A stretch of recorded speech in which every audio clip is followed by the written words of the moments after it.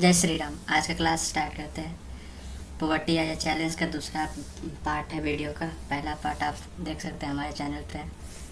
चलिए स्टार्ट करते हैं। आज का टॉपिक है, पहला टॉपिक आज से क्या है, वल्नरेबल ग्रुप। देखिए, वल्नरेबल ग्रुप को हिंदी में क्या बोलते हैं? इसको हिंदी में बोलते हैं असुरक्षित समूह। क्या बोलते हैं इसको? असुरक्षित समूह, है ना। इसको हिंदी में बोलते हैं असुरक्षित, ना,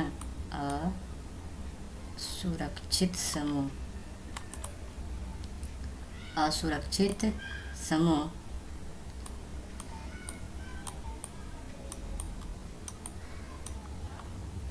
असुरक्षित समूह, इसको हिंदी में क्या बोलते हैं? असुरक्षित समूह, है ना।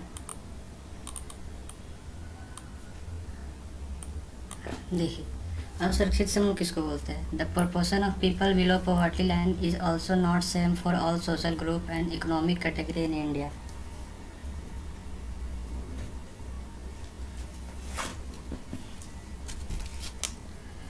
The proportion of people below poverty line is also not same for all social group and economic categories in India. Social group which are most vulnerable to poverty are scheduled caste and scheduled tribe household, है ना। क्या बोल रहा है? जो गरीबी रेखा के नीचे के लोग का अनुपात है ना, जो रेशियो है, भारत में सभी सामाजिक समूह और आर्थिक वर्गों में एक समान नहीं है। जो सामाजिक समूह गरीबी के प्रति सर्वाधिक असुरक्षित है वे कौन कौन से समूह हैं? वे है schedule caste and schedule tribes. समझे? कौन कौन से समूह है? शेड्यूल कास्ट और शेड्यूल ट्राइब्स है। क्लियर है? क्या बोल रहा है आगे?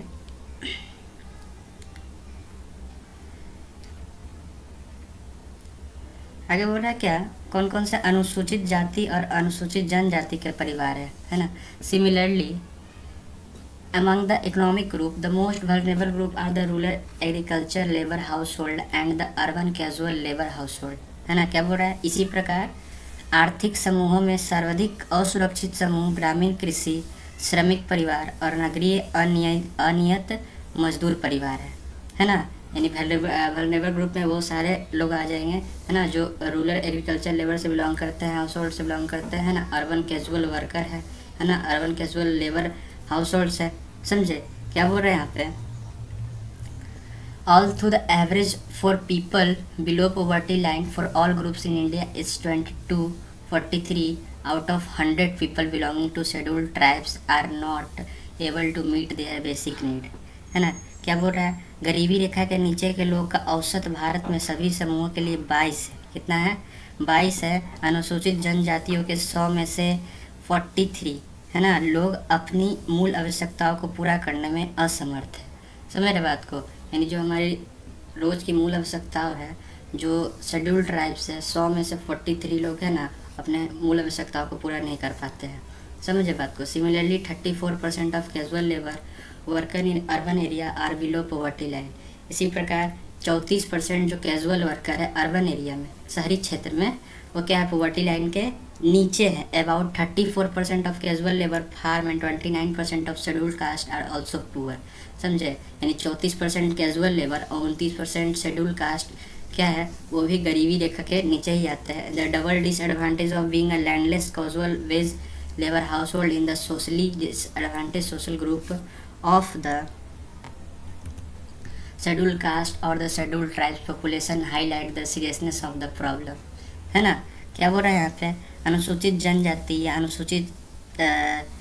अनुसूचित जाति या अनुसूचित जनजाति के सामाजिक रूप से सुविधा वंचित सामाजिक समूहों का भूमिहीन अनियत दिहाड़ी श्रमिक होना उनकी दोहरी असुविधा की समस्या को गंभीरता को दिखाता है। समझे बात को? हाल के कुछ अध्ययनों ने दर्शाया है कि 1990 के दशक के दौरान अनुसूचित जनजाति परिवार को छोड़कर अन्य सभी 3 समूहों जैसे अनुसूचित जाति, ग्रामीण कृषि श्रमिक और शहरी अनियमित मजदूर में निर्धनता में कमी आई है ना। यानी 1990 तक बात करें तो इस समय क्या आई है? गरीबी में क्या आई है? कमी आई है। कौन कौन को परिवार को छोड़ के, अनुसूचित जाति, ग्रामीण कृषि श्रमिक और शहरी अनियमित मजदूर को छोड़ के, ठीक है। Apart from this social works there is also inequality of income within a family. In poor family all suffer but some suffer more than other. In some cases, women, elderly people and female infant are denied equal access to resource available to the family. इन सामाजिक समूहों के अतिरिक्त परिवार में भी आय समानता है ना। एक ही परिवार के लोग, कोई ज़्यादा कमा रहा है, कोई कम कमा रहा है ना। निर्धन परिवारों में सभी लोगों को कठिनाइयों का सामना करना पड़ता है ना। जो गरीब परिवार है उसमें सभी लोगों को क्या कठिनाइयों का सामना करना पड़ता है, लेकिन कुछ लोग दूसरों से अधिक कठिनाइयों का सामना करते हैं ना। कुछ संदर्भों में महिला, वृद्ध लोगों और बच्चों को भी ढंग से परिवार के उपलब्ध संसाधनों तक पहुँच से वंचित किया जाता है, समझे। यानी कुछ लोग इतना गरीब रहता है कि उन लोग को अच्छी तरह से संसाधन भी उपलब्ध नहीं हो सकते हैं ना। रिसोर्सेज जो रहते हैं उनको नहीं मिल पाता है। आगे देखिए क्या बोल रहा है। एक स्टोरी है शिवा रमन का स्टोरी है, उसको देखते हैं थोड़ा सा क्या बोल रहा है। Shiva Raman lives in a small village near Karur town in Tamil Nadu, है ना। शिवा रमन छोटे से गांव में रहते हैं, है ना। करोर टाउन कहाँ, तमिलनाडु में है। Crore is a famous for its handloom and powerloom fabric, है ना। करोर क्या चीज़ के लिए फेमस है, हथकरघा और बिजली करघा के कपड़ों के लिए प्रसिद्ध है ना। हाथ से बनता है जो कपड़ा और बिजली से जो उत्पादन होता है कपड़ा, उसके लिए क्या है, फेमस है। गांव में 100 परिवार रहते हैं। गांव में कितने परिवार रहते हैं, there are 100 families in the village, है ना। यानी करोर गांव में कितने परिवार रहते हैं, 100 परिवार रहते हैं। शिवा रमन एंड अरुणोदत्यार, क्या शिवा रमन आयुर धनथियार मोची जाति का है ना। ये कास्ट है ना। By caste now worker as an agriculture labour for ₹160 per day, है ना। और ये क्या है, एक एग्रीकल्चर लेबर है जिसको 160 रुपया दिन का मिलता है। But that's only for a 5 to 6 month in a year. लेकिन ये 5 से 6 महीना इसको काम मिल पाता है पूरे साल में। At other time he does odd job in the town. His wife Shashikala to work with him but she can really find work this day, है ना। क्या बोल रहा है कि और बाकी के दिनों में छोटे मोटे काम कर लेता है और इसकी जो पत्नी है शशिकला उसी के साथ काम करती है ना। लेकिन इधर कुछ दिनों में उन लोगों को काम मिल नहीं पा रहा है। सी paid 100 per day for the same work that Shiva Raman do, है ना। जो शिवा रमन काम करता है उसी को 100 रुपया मिलता है शशिकला को, है ना। वजह 160 रुपया उसको मिलता है, वही शशिकला को कितना मिलता है, 100 रुपया मिलता है। There are 8 member in the family. परिवार में कितने लोग हैं, कुल सदस्य 8 सदस्य हैं। Shiva Raman 65 year old widowed mother is ill, है ना।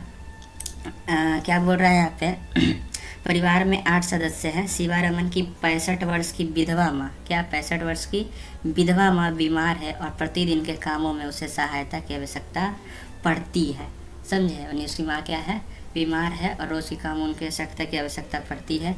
उसकी 25 वर्ष की एक अविवाहित बहन और उसके अपने 4 बच्चे, है ना। यानी 25 वर्ष की उसकी बहन भी है ना, जो क्या है, अनमैरिड है। और उसके 4 बच्चे हैं जिनकी आयु 1 वर्ष से लेकर 16 वर्ष के बीच में है। उनमें से 3 लड़कियां हैं और सबसे छोटा बेटा है ना। 4 बच्चों में से 3 लड़कियां और एक सबसे छोटा क्या उनका बेटा है। कोई भी लड़की विद्यालय नहीं जाती। लड़कियों के लिए विद्यालय की पुस्तकें और अन्य पुस्तकें खरीदना विलासिता है ना। और उसके बस से बाहर है ना। यानी इतना गरीब है कि स्कूल का बुक भी नहीं खरीद सकते हैं, समझे बात को। फिर एक दिन उनकी शादी भी करनी है, इसीलिए वह अभी उनकी शिक्षा पर खर्च नहीं करना चाहता है। वो लोग सोचता है क्या है, इसको आगे जाके शादी भी करना है, इसीलिए क्या पैसा खर्च अभी नहीं करना चाहिए। क्या बोल रहा है आगे फिर एक दिन उनकी शादी भी करनी है ना, इसीलिए वह भी उनकी शिक्षा पर खर्च नहीं करना चाहता है। उसकी माँ की अब जीने का कोई इच्छा नहीं है ना। और वह मृत्यु की प्रतीक्षा कर रही है। उसकी बहन और सबसे बड़ी लड़की घर का काम करती है। शिव रमन अपने छोटे बेटे को बड़ा होने पर विद्यालय भेजना चाहता है। उसकी अविवाहित बहन यानी जिसकी शादी नहीं हुई है, उसकी पत्नी के साथ नहीं बनती, है ना। यानी उसकी जो बहन है और उसकी वाइफ के दोनों के बीच में बनता नहीं है ना। लड़ाई झगड़ा ऐसे चलते रहता है। शशिकला उसे एक बोझ समझती है, लेकिन शिवरमन धन की कमी कारण उसके लिए कोई योग्य वर नहीं ढूंढ पा रहा है। यद्यपि उसके परिवार को 2 जून की रोटी का प्रबंध करना कठिन हो रहा है, शिवरमन मात्र अपने बेटे के लिए कभी कभी दूध खरीद लेता है ना। यह स्टोरी था किसका? शिवरमन का ये स्टोरी था। चलिए आगे देखते हैं।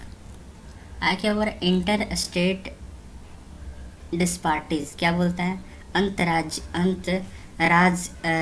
अंतर्राज्यीय असमानता है ना। Poverty in India also another aspect for dimension है ना। भारत में गरीबी का एक और पहलू या आयाम है।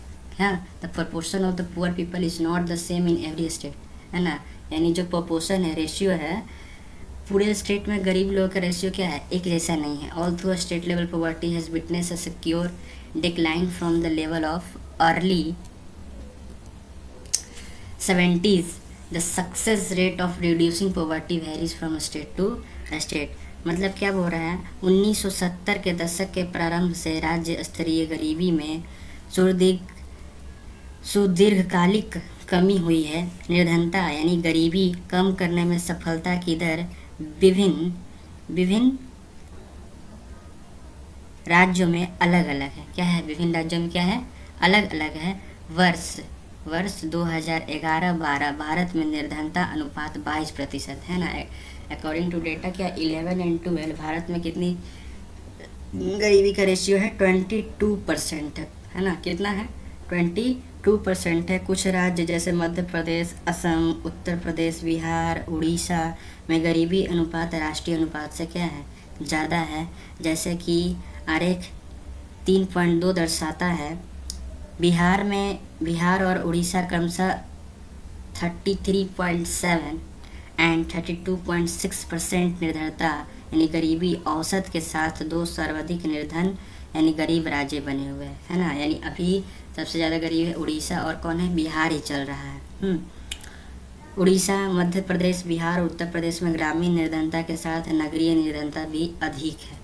इसकी तुलना में केरल, महाराष्ट्र, आंध्र प्रदेश, तमिलनाडु, गुजरात और पश्चिम बंगाल में निर्धनता में उल्लेखनीय गिरावट आई है ना। बिहार और उड़ीसा को छोड़ दिया जाए तो केरल, महाराष्ट्र, आंध्र प्रदेश, तमिलनाडु, गुजरात और पश्चिम बंगाल में क्या गरीबी में क्या है? थोड़ा सा गिरावट आई ना। गरीबी थोड़ा सा कम हुआ है वहाँ पे। पंजाब और हरियाणा जैसे उच्च कृषि वृद्धि दर से निर्धनता कम करने में पारंपरिक रूप से सफल रहे हैं। केरल ने मानव संसाधन विकास पर अधिक ध्यान दिया है ना। केरल में गरीबी कम होने का मेन कारण क्या है?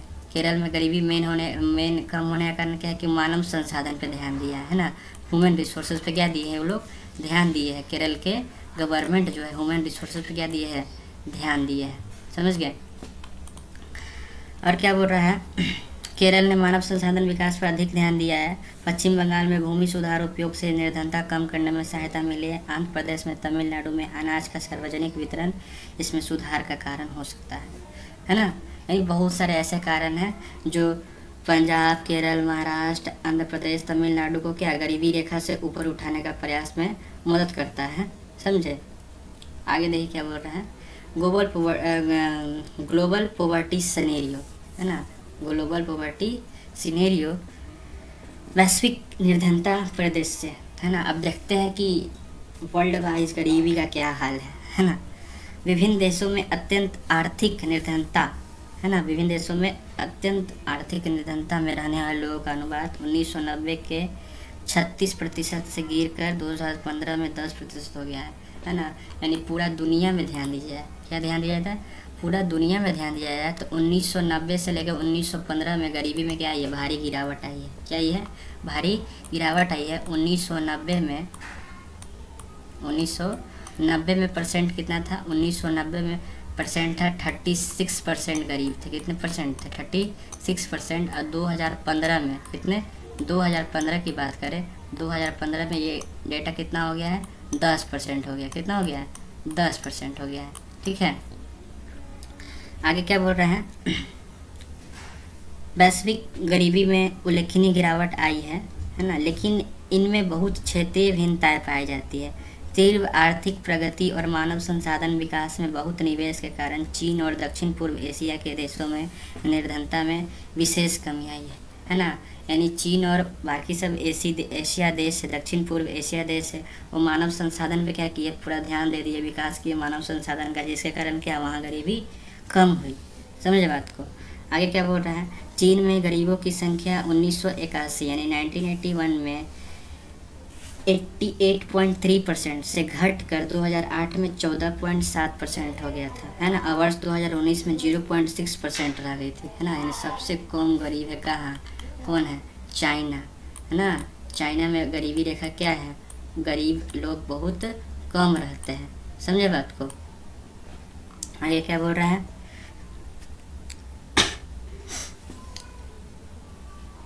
चीन में निर्धनता की संख्या कमी आई है ना। उसके बाद बोल रहा है क्या, दक्षिण एशिया के देश कौन कौन से हो जाएंगे, भारत, पाकिस्तान, श्रीलंका, नेपाल, बांग्लादेश, भूटान, है ना, में गरीबों की संख्या में गिरावट इतनी ही तीव्र रही है और 2005 में 34% से गिर कर कितना 15.2% हो गई है। गरीबी के प्रतिशत में गिरावट के साथ ही निर्धनों की संख्या में भी कमी आई है, जो 2005 में 510 मिलियन से घटकर 2013 में 274.5 मिलियन रह गया है ना। यानी गरीबों की संख्या 2005 में कितना थी, 510.4 मिलियन, 510.4 मिलियन था। वही 2013 में कितना हो गया है, 2013 में हो गया है 274.5 मिलियन। समझे। भिन्न निर्धनता रेखा परिभाषा के कारण भारत में भी निर्धनता राष्ट्रीय अनुमान से अधिक है ना। क्या बोल रहा है, because of different poverty line definition poverty in India is also shown higher than the national estimate. क्या बोल रहा है, सब सहारा अफ्रीका में निर्धनता वास्तव में 2005 के 51% से घटकर 2018 में 40.2% हो गया है ना। लैटिन अमेरिका में गरीबी का अनुपात वही रहा है। यहाँ पर गरीबी रेखा 2005 में 10% से गिर कर 2018 में 4% रह गई है ना, रह गई है। रूस जैसे पूर्व समाजवादी देशों में भी गरीबी पुनः व्याप्त हो गई है, जहाँ पहले आधिकारिक रूप से कोई गरीबी थी ही नहीं, है ना।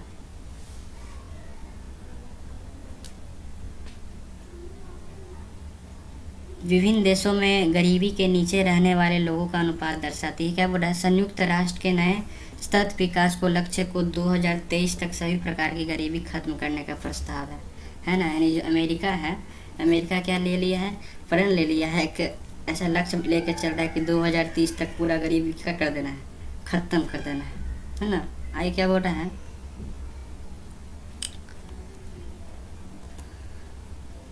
Causes of poverty. देखिए अब गरीबी का कारण क्या क्या है, गरीबी का बहुत सारे कारण हो सकते हैं, है ना। भारत में व्यापक गरीबी के अनेक कारण हैं। There are a number of causes for the widespread poverty in India, है ना। गरीबी का बहुत सारा कारण हो सकता है, शिक्षा हो सकता है, हेल्थ हो सकता है ना, रोज़गार हो सकता है, करप्शन हो सकता है, बहुत सारे कारण हो सकते हैं गरीबी के। देखिए एक करके देखते हैं। क्या बोल रहा है, one historical reason is the low level of the economic development under the British colonial rule, है ना। यानी जब भारत पे अंग्रेज राज कर रहे थे उसी समय हम लोग का देश का विकास नहीं हो पाया था, है ना। ये भी एक कारण है क्या, भारत का गरीब होने का। The policies of the colonial government rule traditional handicraft in the discourage development of industry like textile. वहाँ उस टाइम जितना भी इंडिया में इंडस्ट्री थे, हैंडीक्राफ्ट इंडस्ट्री से उस सबको क्या डिस्करेज किया गया, क्या किया गया, डिस्करेज किया। उसी डिस्करेज की जगह बढ़ावा दिया जाता तो हमारे देश की गरीबी क्या थोड़ी सी कम रहती या फिर नहीं के बराबर भी रहती, है ना। Low rate of growth persisted until the 1980s. This resulted in less job opportunity and low growth rate of income, है ना। यही कारण था कि क्या क्या कि बेरोजगारी बढ़ गई, है ना, जिसके कारण गरीबी और भी बढ़ गई। This was accompanied by a high growth rate of population. The two combined to make the growth rate of per capita income is very low. The failure at both the front formation of economic growth and population control perpetuated the cycle of poverty. मतलब क्या बोल रहा है, विकास की धीमी दर 1980 के दशक तक जारी रही, है ना। इसके परिणाम स्वरूप रोजगार के अवसर घटे हैं और आय की वृद्धि की, है ना। रोजगार का अवसर क्या हो गया, घट गया, है ना, जिसके चलते नेशनल इनकम लो हो गया, समझे। इसके साथ साथ जनसंख्या में वृद्धि हुई, इन दोनों में प्रति व्यक्ति आय की समृद्धि दर को बहुत कम कर दिया गया। आर्थिक प्रगति को बढ़ावा और जनसंख्या नियंत्रण दोनों मोर्चों पर असफलता के कारण गरीबी का चक्र बना रहा, है ना। गरीबी की साइकिल क्या है, पॉवर्टी ऑफ साइकिल क्या बना रहा। आगे देखिए क्या बोल रहा है। With the spread of irrigation and the green revolution many job opportunity were created in the agriculture sector but the affected were limited to some part of India, है ना। क्या बोल रहा है, सिंचाई और हरित क्रांति यानी ग्रीन रिवोल्यूशन के प्रसार से कृषि क्षेत्र में रोजगार के अनेक अवसर बने, है ना, लेकिन इनका प्रभाव भारत के कुछ भागों में ही पड़ा, है ना, कुछ भागों तक ही सीमित रह गया। The industries both in the public and private sector did provide some job but this were not enough to absorb the all job seeker, है ना। कुछ प्राइवेट सेक्टर कुछ पब्लिक सेक्टर की जो इंडस्ट्री थी जॉब प्रोवाइड की, लेकिन इससे बहुत सारे जो बेरोजगार है वो बेरोजगारी ख़त्म नहीं हो पाई। Unable to find proper job in city many people started working as a rickshaw puller, vendor, construction worker, domestic servant etc, है ना। जिन लोगों को जॉब नहीं मिल पाया, है ना, वो क्या रिक्शा पुलिंग का काम करने लगे, वेंडर का काम करने लगे, कंस्ट्रक्शन वर्कर हो गए, डोमेस्टिक सर्वेंट हो गए, है ना। With irregular and small income these people could not afford expensive housing, है ना। इरेगुलर और स्मॉल इनकम के कारण मतलब क्या, कम कमाई, है ना, और अनिश्चित कमाई के कारण क्या अफोर्ड नहीं कर पा रहे थे क्या expensive housing. They started living in slums on the outskirt of the cities and the problem of poverty largely a rural phenomena also came the feature of the urban sector. क्या बोल रहा है, शहरों में उपयुक्त नौकरी पाने में असफल अनेक लोग रिक्शा चालक, विक्रेता, गृह निर्माण श्रमिक, घरेलू नौकर आदि के रूप में काम करने लगे, है ना। अनियमित और कम आय के कारण, है ना, अनियमित और कम आय के कारण ये लोग महंगे मकानों में नहीं रह सकते थे। यह शहरों से बाहर झुग्गियों में रहने लगे और गरीबी की समस्या जो मुख्य रूप से ग्रामीण परिघटना थी नगरीय क्षेत्र का भी एक विशेषता बन गई, है ना। आगे क्या बोल रहा है, another feature of high poverty rates has been a huge income inequality, है ना, कि उच्च गरीबी दर की एक और विशेषता आय असमानता, है ना। सभी का आय क्या है, बराबर नहीं है, किसी का आय ज़्यादा है, किसी का कम है, किसी का इतना कम है कि पूछिए नहीं, है ना। One of the major reason for this is the unequal distribution of land and other resources. क्या बोल रहा है, गरीबी का दूसरा कारण क्या है, अनडिस्ट्रीब्यूशन लैंड, है ना, यानी सबके पास बराबर मात्रा में क्या है, ज़मीन नहीं है। किसी के पास इतना ज़मीन है कि पूरा अमीर हो रहा है, किसी के पास ज़मीन नहीं के बराबर है, किसी के पास तो है ही नहीं है। Despite many policies, we have not been able to tackle the issue in a meaningful manner. Major policy initiate like land reform, which aim at redistribution of asset in rural area, have not been implemented properly and effectively by the most of the state government. क्या बोल रहे हैं यहाँ पे, अनेक नीतियाँ, है ना, अनेक पॉलिसी के बावजूद हम किसी सार्थक ढंग से इस मुद्दे से नहीं निपट सके। ग्रामीण क्षेत्रों में परिसंपत्तियों के पूर्ण वितरण पर लक्षित भूमि सुधार जैसी प्रमुख, है ना,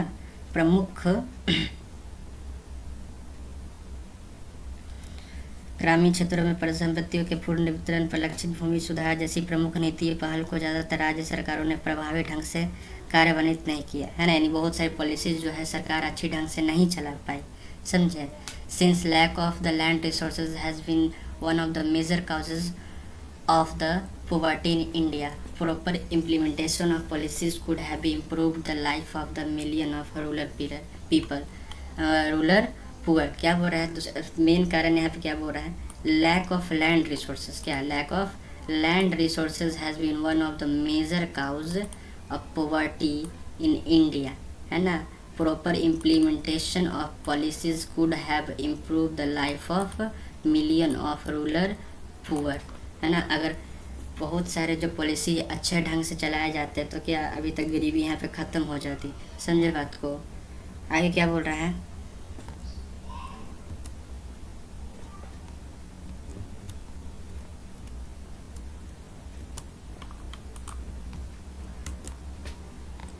many other socio-culture and economic factor also are responsible for the poverty।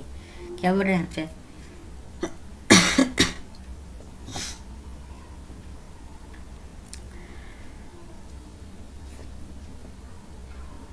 अनेक अन्य सामाजिक, सांस्कृतिक और आर्थिक कारक भी क्या है, गरीबी के लिए उत्तरदायी है ना। क्या बोल रहे हैं यहाँ पे, in order to fulfil social obligation and observe religious ceremonies. People in India, including the very poor, spend a lot of money.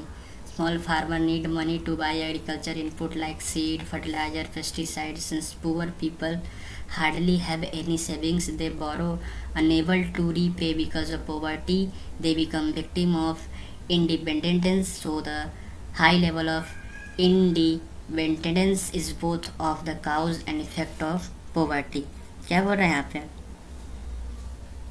कि सामाजिक दायित्व और धार्मिक अनुष्ठानों के आयोजन में बहुत पैसा खर्च करते हैं ना। छोटे किसान को बीज, उर्वरक, कीटनाशकों जैसे कृषि आगतों की खरीदारी के लिए धनराशि की जरूरत होती है। चूँकि निर्धन यानी गरीब कठिनाइयों से ही कोई बचत कर पाता है, वे इनके लिए कर्ज लेते हैं। वे इनके लिए क्या लेते हैं? कर्ज लेते हैं। गरीबी के चलते पुनः भुगतान करने में असमर्थता के कारण वे ऋणग्रस्त हो जाते हैं। अतः अत्यधिक ऋणग्रस्तता निर्धनता का कारण और परिणाम दोनों है ना। दूसरा क्या है? गरीबी का मेन कारण क्या है? High level of independence is both the cows and effect of the poverty. High level of independence है ना, यह हो गया आखिरी कारण। अब देखिए निर्धनता निरोधी उपाय। निरोधी उपाय एंटी पॉवर्टी मेजर है ना। गरीबी को ख़त्म करने के लिए कौन कौन सा उपाय किया गया, अब उसको हम लोग थोड़ा बहुत देखेंगे। Removal of poverty has been one of the major objective of Indian developmental strategy. The current anti poverty strategy of the government is based broadly on two plans promotion of economic growth and targeted anti poverty programme है ना। यानी गरीबी भारत की विकास रणनीति का एक प्रमुख उद्देश्य रहा है ना। गरीबी उन्मूलन है ना। गरीबी उन्मूलन भारत की विकास रणनीति का एक प्रमुख उद्देश्य रहा है। सरकार की वर्तमान गरीबी निरोधी रणनीति मोटे तौर पर दो कारकों पर प्रभावित है। आर्थिक समृद्धि को प्रोत्साहन और लक्षित निर्धनता निरोधी कार्यक्रम पर निर्भर है ना। पहला क्या है? प्रमोशन ऑफ इकोनॉमिक ग्रोथ और दूसरा टारगेटेड एंटी पॉवर्टी प्रोग्राम है ना। यानी इकोनॉमिक ग्रोथ हो, अब जितना भी एंटी पॉवर्टी प्रोग्राम है उस पर क्या है? पूरा जोर दिया हुआ सरकार। Over a period of 13 year lasting up to the early 80s there were a little per capita income growth है ना। पिछले कुछ 30 सालों में थोड़ा बहुत ही पर कैपिटा इनकम ग्रोथ हो पाया है। And not much reduction in poverty. And गरीबी में भी कुछ ज़्यादा कमी नहीं आई है। Official poverty estimate which where about 45% in the early 1950 remain the same even in the early 80s है ना। Since the 80s, India economic growth has been one of the fastest in the world. The growth rate jumped from the average of about 3.5% in a year in the 1972 about 6% during the 1980s and 1990s.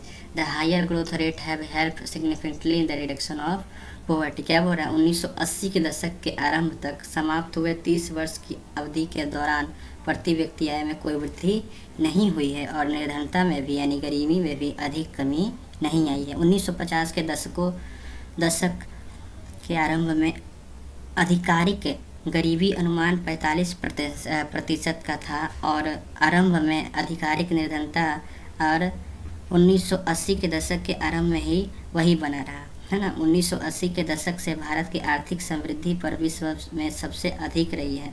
समृद्धि दर है ना। समृद्धि दर मतलब क्या होता है? यहाँ पे क्या दिया हुआ है? समृद्धि दर मतलब होता है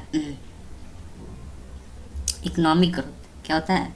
इकोनॉमिक ग्रोथ 1970 के दशक में करीब 3.5% था है ना। 3.5% के औसत से बढ़कर 1980 और 1990 के दशक में 6% के करीब पहुंच गया। विकास की उच्च दर से गरीबी को कम करने में एक महत्वपूर्ण भूमिका निभाई है ना। क्या बोल रहा है? इसीलिए यह स्पष्ट होता जा रहा है कि आर्थिक इकोनॉमिक ग्रोथ है ना, आर्थिक समृद्धि और निर्धनता उन्मूलन के बीच एक घनिष्ठ संबंध है ना। इकोनॉमिक ग्रोथ अवसरों को व्यापक बना देती है और मानव विकास में निवेश के लिए आवश्यक संसाधन उपलब्ध कराती है। यह शिक्षा में निवेश से अधिक आर्थिक प्रतिफल पाने की आशा में लोगों को अपने बच्चों को लड़कियों सहित स्कूल भेजने के लिए प्रोत्साहन करती है। तथापि यह संभव है कि आर्थिक विकास से सृजित अवसरों से निर्धन लोग प्रत्यक्ष लाभ नहीं उठा सके। इसके अतिरिक्त कृषि क्षेत्र में समृद्धि अपेक्षा से बहुत कम रही है। निर्धनता पर इसका प्रत्यक्ष प्रभाव पड़ा है क्योंकि निर्धन लोग का एक बड़ा भाग गांव में रहता है और कृषि पर आश्रित है। समझे बात को? क्या है? कृषि पर क्या है? आश्रित है। इन परिस्थितियों में लक्षित निर्धनता निरोधी कार्यक्रमों की स्पष्ट आवश्यकता है। यद्यपि ऐसी अनेक परियोजनाएं हैं जिनको प्रत्यक्ष या परोक्ष रूप से निर्धनता कम करने के लिए बनाया गया है। उनमें से कुछ का उल्लेख यहाँ करना आवश्यक है। जैसे महात्मा गांधी राष्ट्रीय ग्रामीण रोजगार अधिनियम है ना 2005, जिसको बोलते हैं क्या? मनरेगा बोलते हैं। तो इसका उद्देश्य मेन है कि ग्रामीण क्षेत्रों में आजीविका सुरक्षित करने के लिए हर घर के लिए मजदूरी रोजगार कम से कम 100 दिनों के लिए उपलब्ध कराना है ना। क्या बोल रहे हैं यहाँ पे?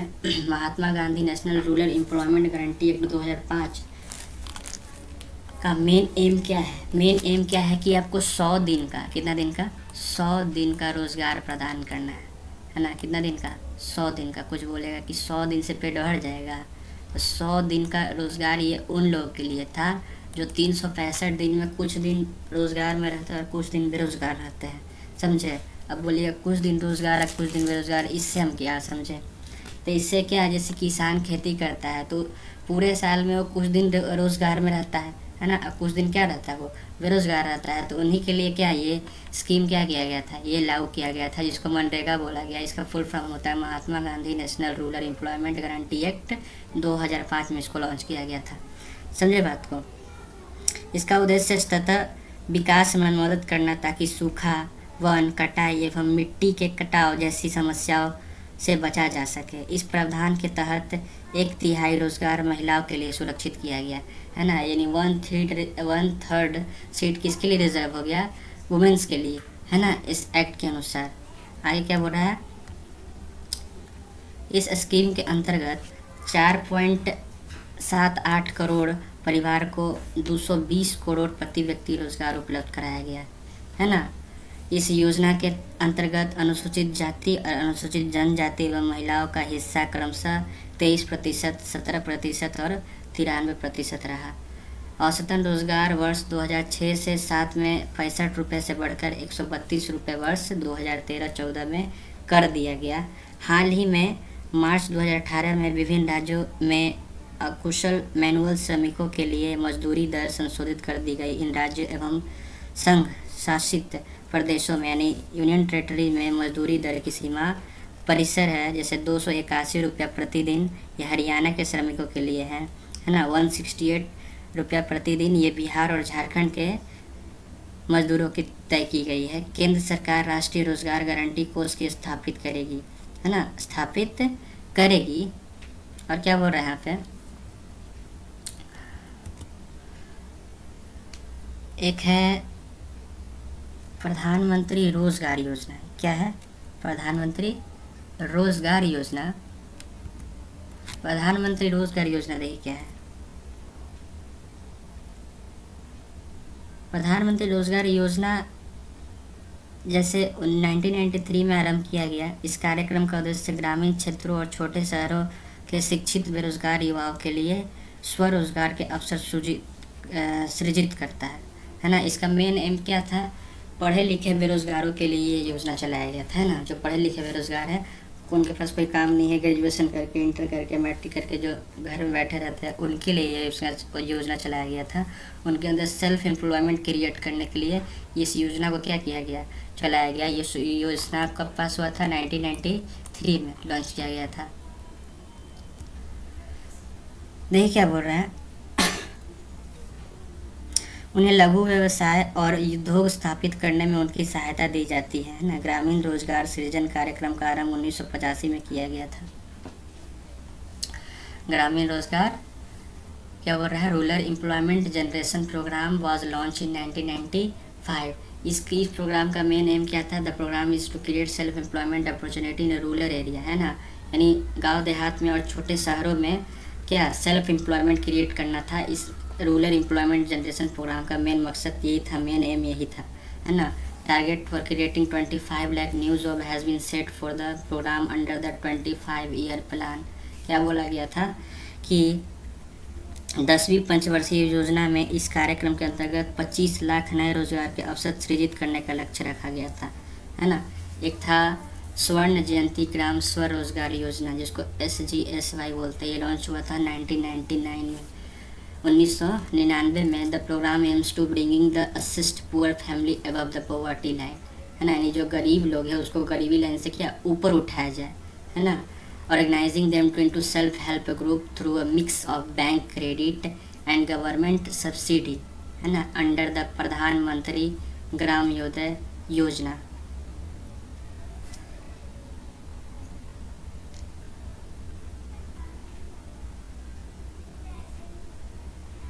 है क्या बोल रहा है?